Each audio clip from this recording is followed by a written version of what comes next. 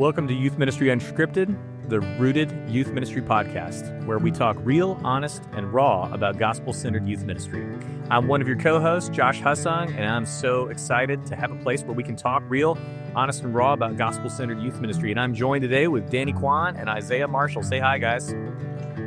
Praise the Lord, family. How you doing? Hello, everyone. Yeah, it's great to be back for another episode. And last time we talked about teaching, which was super helpful.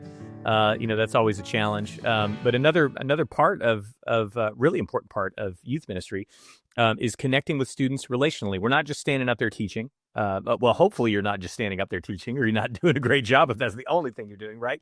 It's both. And I would say, often there are people who fall on sort of one side of the spectrum. There are some people that are really into the teaching, and maybe the relational connection is a little bit of a challenge for them. And then sometimes there are people who are really great at the connection side of it, but the teaching part is a challenge for them. And, it's a little bit, there's less people that maybe fit both of those categories. Right. Great. So my first question is, which one are you? Where do you feel like you kind of fell on that spectrum of things? Or are you the perfect combination of both? Well, I'm I think I fall more on the, I kind of like the teaching side. I kind of thrive more on the teaching side, where the relational side was a little bit more challenging. Mm-hmm. Yeah. I've gotten old in youth ministry. I started when I was 22 and now I'm 53. But I've always embraced the Young Life. I stole this from Young Life and I quote it all the time. The idea of earn the right to be heard. And, but now that I'm older, teenagers just see me as like an old man. And, but I still believe in the relational aspect of ministry that you have to build that connection. Yeah. To do other stuff. Sure. Yeah. Yeah, I'd say I'm probably the same. I think the teaching part, I kind of grew up in, I was on like speech and debate team and stuff, and I was in theater stuff when I was a kid. So like the being in front of people, I've always been very comfortable with. The being able to articulate something, I'm typically good at that. But I'm not maybe the most extroverted person. And so that, just that, and I think my students like me and everything, but like just that kind of stepping into the circle and trying to make the conversation, that's always been a little bit of a challenge. So first question for you, I guess, would be, what is the hardest thing for you about connecting with students? I know that's a really broad question, and I made it broad so that we could go wherever it takes you thought-wise. What's the hardest thing for you? I mean, I can speak to just growing older now, and if you're an older volunteer or an older youth pastor, it's just harder to connect with kids because they just see you as older. It's not a bad thing. Mm-hmm. It's just, I always joke around that people, like some youth workers come and visit our ministry to learn about what we're doing, and one youth pastor said, "You're not a youth pastor anymore. You're like a principal." And I actually liked it, but it was true. I'm not like a day-to-day teacher in the classroom with the students, but a little bit more administrative. But I always do joke around that students still come to me when they get in trouble or when they need a recommendation. But just, my role has changed. I am an extrovert. I like engaging with students. I used to, I still like going to the, high school swim meets and volleyball games and plays, but I don't know if students like me being there anymore.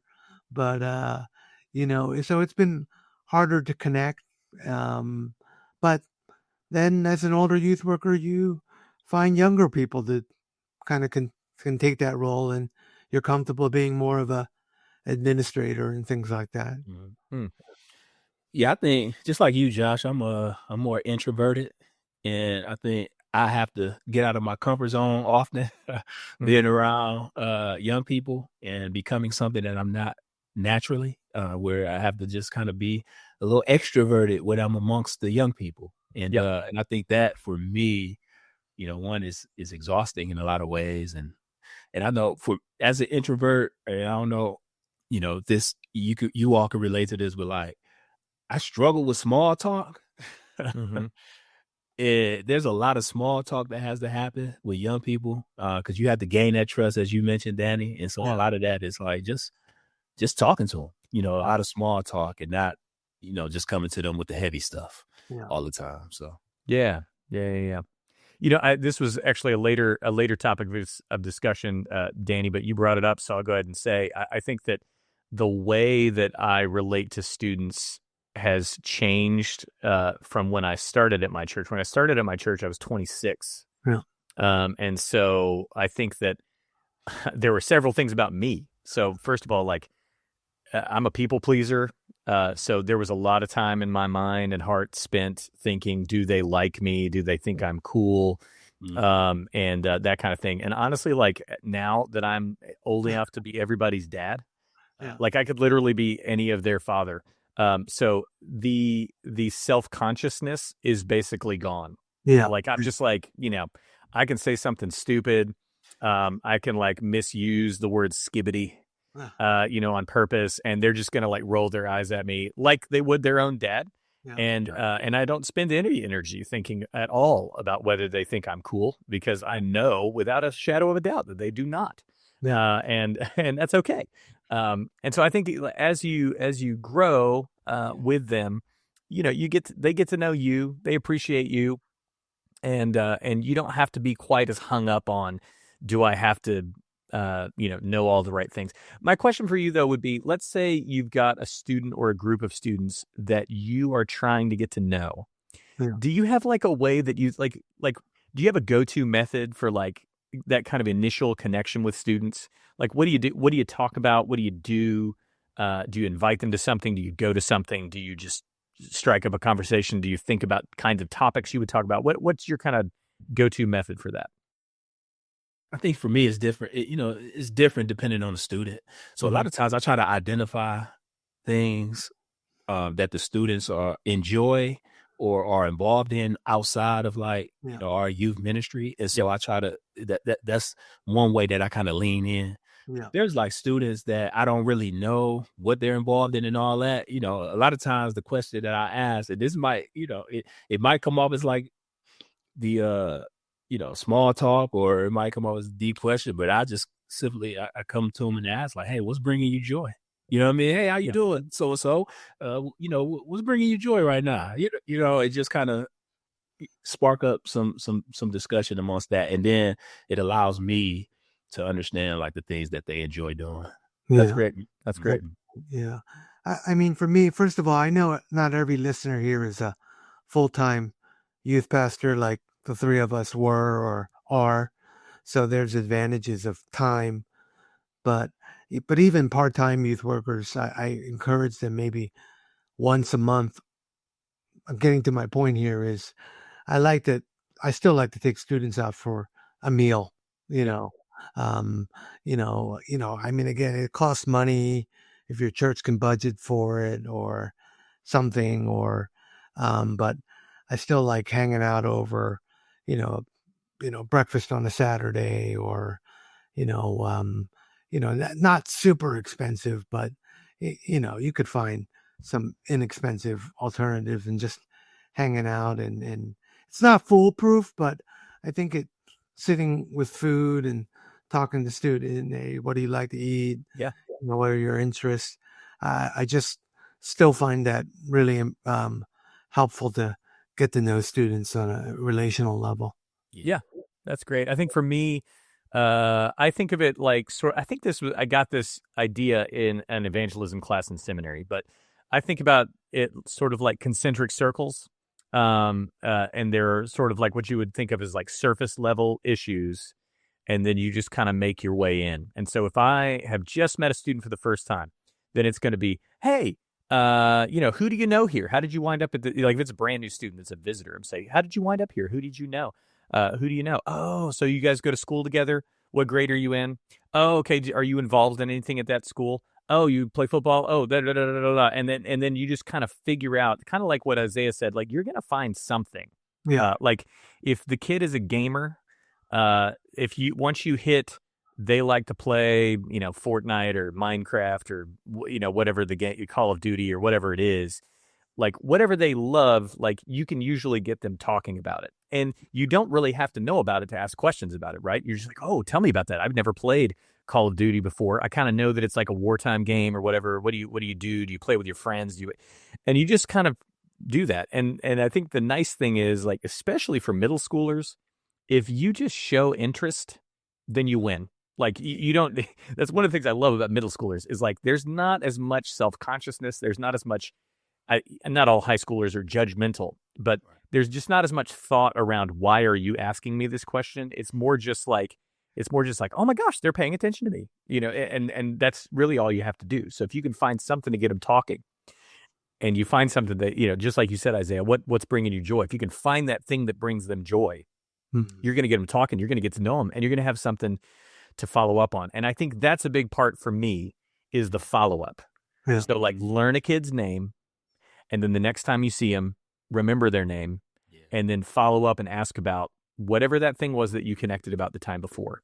And then that's kind of laying some groundwork that lets you eventually dig in a little bit deeper to the next circle, and things like family life, things like friendships, that kind of stuff, success, future, those kinds of things are just a little bit more intimate and give you a little bit more relational, risk that they're giving to you. And that allows you to get even deeper from there. You can ask things about the faith as well. Do you know where you're called? Shortly after his conversion, Adoniram Judson discerned his call to international missions alongside several of his classmates at seminary. At Judson College, we want you too to discern your calling and prepare for a lifetime of disciple making in a vibrant Christian community. At Judson College, it is our mission to equip students to give their lives for the cause of Christ in the church, among the nations, and in every aspect of society. Through the courses, relationships, and culture you experience here at Judson, you will be well equipped to serve Jesus wherever he calls you, in whatever context or career. To learn more about our variety of degrees, world-class faculty, and enduring mission to equip students as ambassadors for Christ, visit judsoncollege.edu. What do you do with a student that just like you do not click with at all? So the thing that that brings them joy, like nothing and really, frankly, care nothing about. What do you do with that kind of student? Yeah. Oh man, that's a great question. Sometimes you gotta act like you enjoy, you know what I mean? Whatever you just fake it till you make it. I guess I don't know. But yeah. Some students is just harder to connect with. Maybe they have like walls up, where they just don't like sharing a lot. Yep. But for me, like I just keep asking. Yep. Yeah, that's one of the things that I just kind of, being persistent and like just asking questions. Asking questions. And oftentimes I would love, and I think this go back to something you was talking about, Josh. It's like when you're meeting someone new.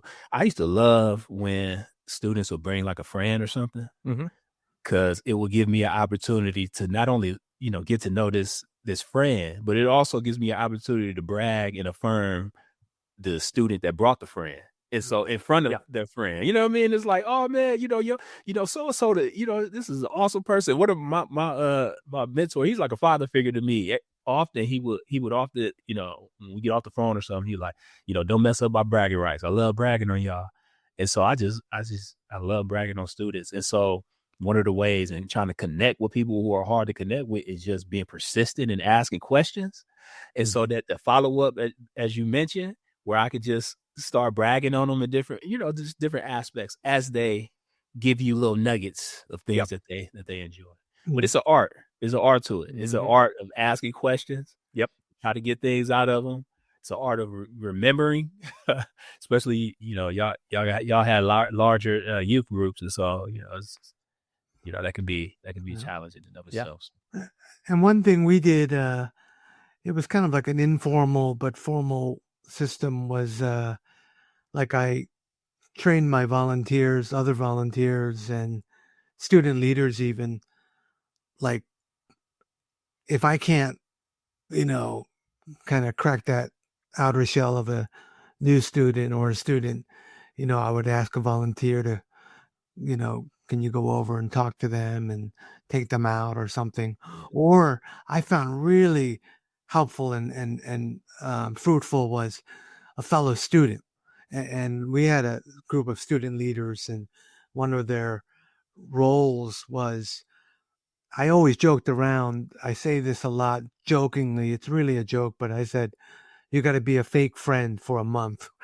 It's kind of it's a East Coast Philly way of saying, hang out with that new person for a month. Yep. Just shatter them when they come to church, talk with them, be with them until they, when they come, and then till they get to back with their pickup ride or whatever. And it was a joke, but, fake friend, but, really they would be the one to build that relationship with them for their first month of youth group. And I just really found that, doing this system with our student leaders was really, I think a lot of times even more impactful than what I could do in my relationship building, and really helped kind of foster a lot of, especially the newcomers, to, want to keep on coming out to youth group. Yeah. We called it the fake friend system, but it wasn't really fake friend, but, it was kind of my joking way of saying, stick with this newcomer for a month.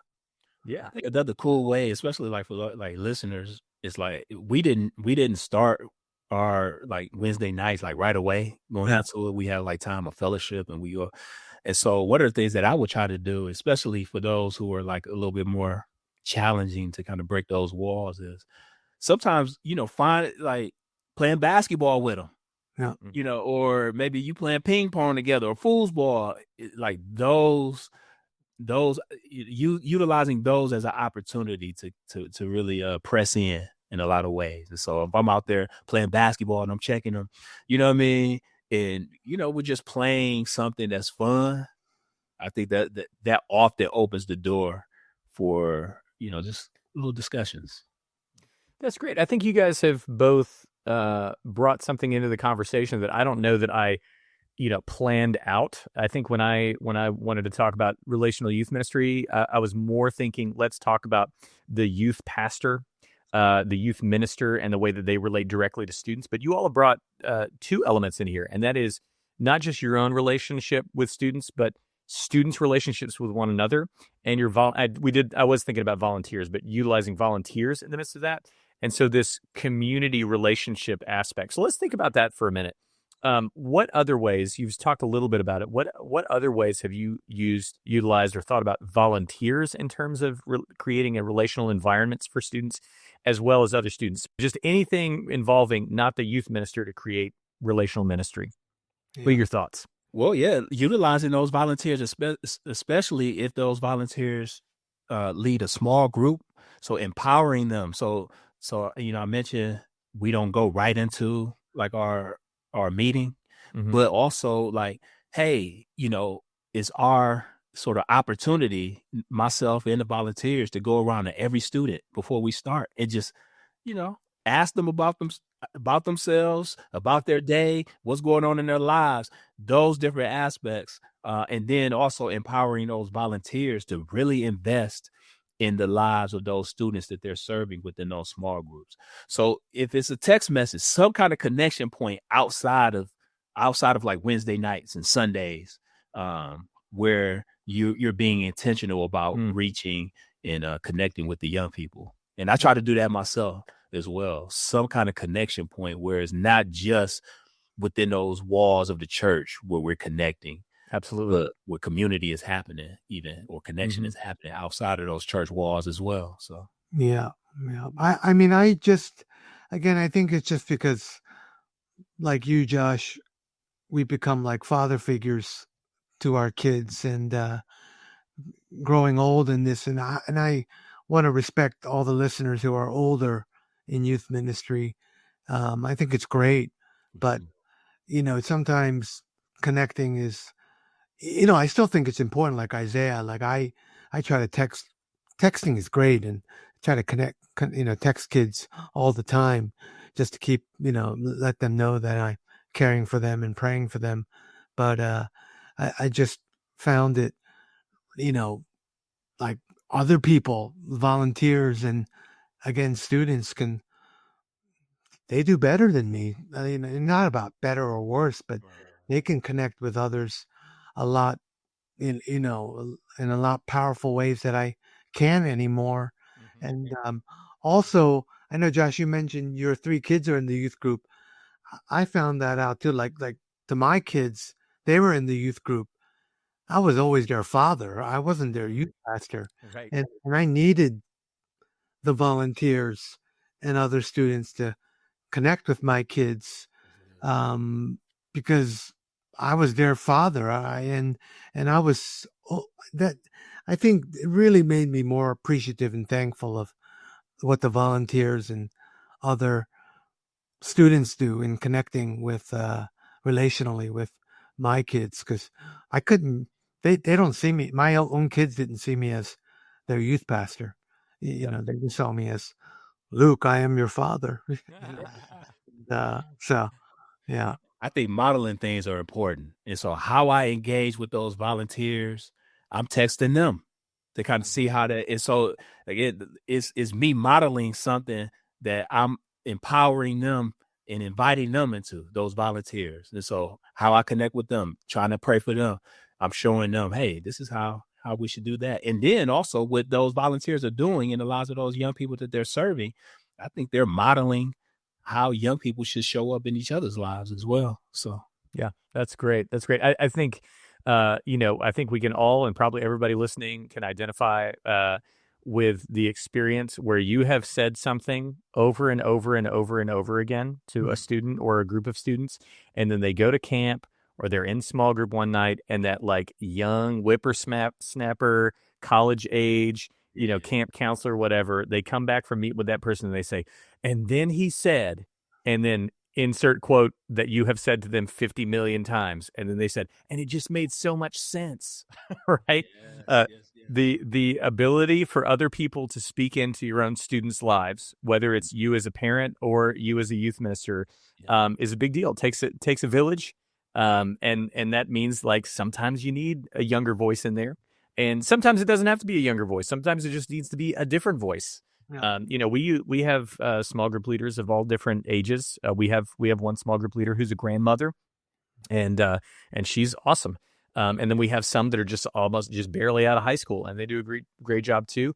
But I think having those extra voices are super important. One of the most alarming trends we're seeing in teenagers today is the prevalence of anxiety. If one of your children or a teenager you know is struggling with anxiety, we are thrilled to share a resource to help.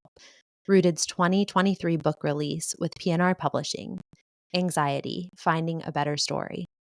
It's a 31-day devotional for teenagers written by mental health counselor and friend of Rooted, Liz Edrington. As a teenager, Liz felt overwhelmed by anxiety. Now that she's a mental health counselor, she wants to pass on what she's learned. Just understanding what anxiety is makes a big difference.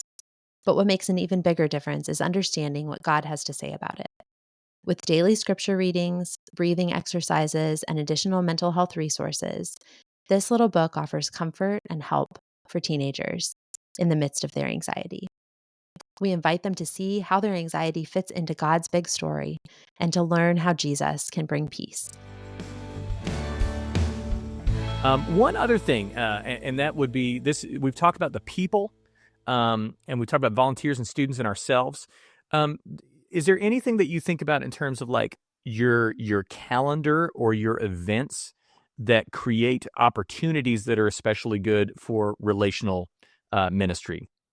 Well, I mean, for me, I like to build in like those I guess events that foster community.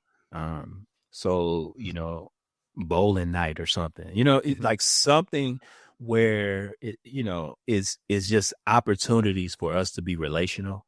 in a community amongst each other. So we have our retreats, we have our, big event that we do in the summer, camps and all those things. But I also like to sprinkle in different like connection opportunities where we could just go out and do a fun thing.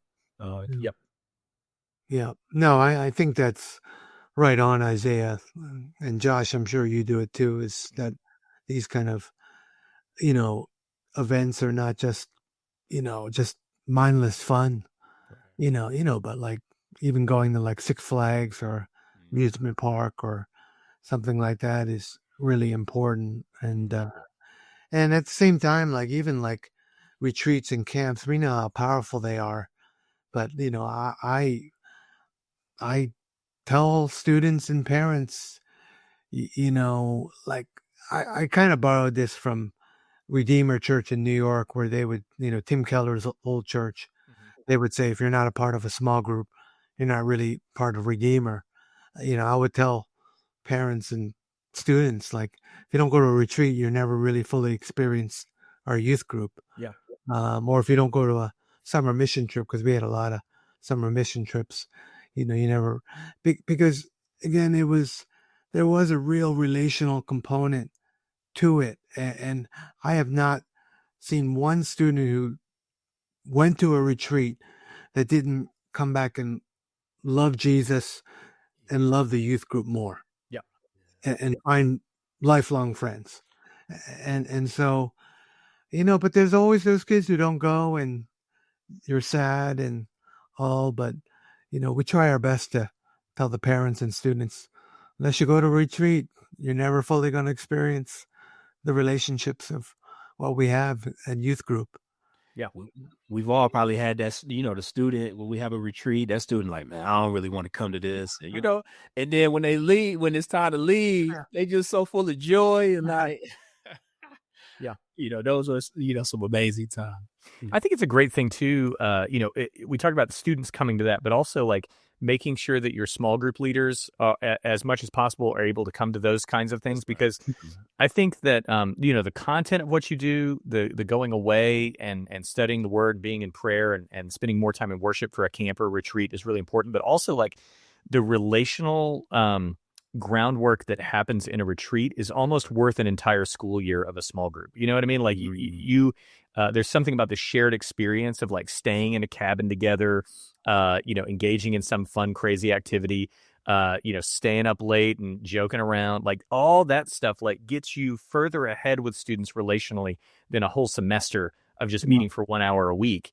And so when students are able to come, like I always tell new families, if you can get your kid to a retreat, like we have one each semester, it's like the best thing that you can do if you want your kid to get plugged into our youth group and feel like they've got some friends is send them to the first retreat that's available.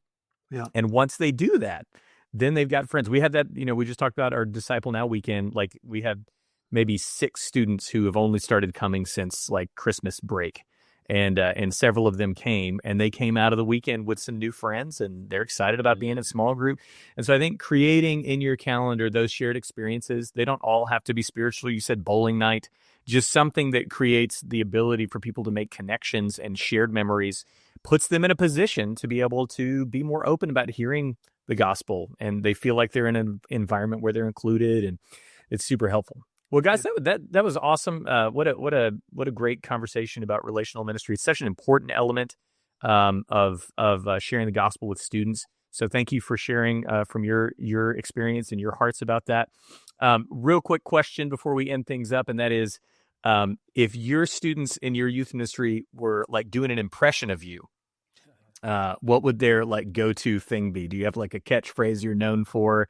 Do they draw pictures of you and you're known for some, facial feature? Is there something that you did that they make fun of, that kind of thing? What they go to for me is often to praise the Lord. That phrase. I mean, that's, yeah. And for me, like I love seeing the impressions and all that stuff, because as you I think Josh, you mentioned, like, just recognizing that you're not that cool. But it's like, okay, you know what I mean? Yeah. Yeah, so that phrase is sort of the phrase that's utilized most when impersonating me. So. It's a good thing to be known for, Isaiah. I think it is too. In my old days, I used to be a lot heavier. And so some listeners might not even know who this is, but a lot of people drew cartoons of me as Fred Flintstone, my body shape. I was a lot heavier when I was younger. And now it's a lot of pictures that, like, I love Isaiah, what you said, kids drawing cartoons of you when you're speaking and stuff like that. And I think because I used to have, I don't have as much facial hair as Josh now, but I used to have a big David Crowder beard. And I love when students drew cartoons of depicting me with that beard. Josh uses the beard, Josh? Yeah. Like if kids draw a picture of me, like we had one of our small group leaders, I'll show it to you. They made a sticker, like they made a sticker. So a lot of my kids had like that on their water bottles for a while. Yes. But then my catchphrases, I had two catchphrases over the years. One was my first church was in a town called Bolivar, which is in West Tennessee. So a lot of my illustrations would be like, start with the phrase back in Bolivar. And so kids would, if I start saying something, then somebody would shout out, back in Bolivar. And so that was a long time. And now my catchphrase tends to be, hey, everybody, because I'm typically shouting and trying to get everybody's attention to start something. I just say, hey, everybody, and often they'll shout back, hey, everybody, So that's the impression. Well, guys, thank you so much for hanging out with us. If you're listening, don't forget to subscribe to our podcast and look forward to our next discussion. May we embrace the hope and joy of the gospel and believe that it's true, it's powerful, and transformative. Thanks for listening to Youth Ministry Unscripted, where we talk real, honest, and raw about gospel-centered youth ministry. We'll see you next time.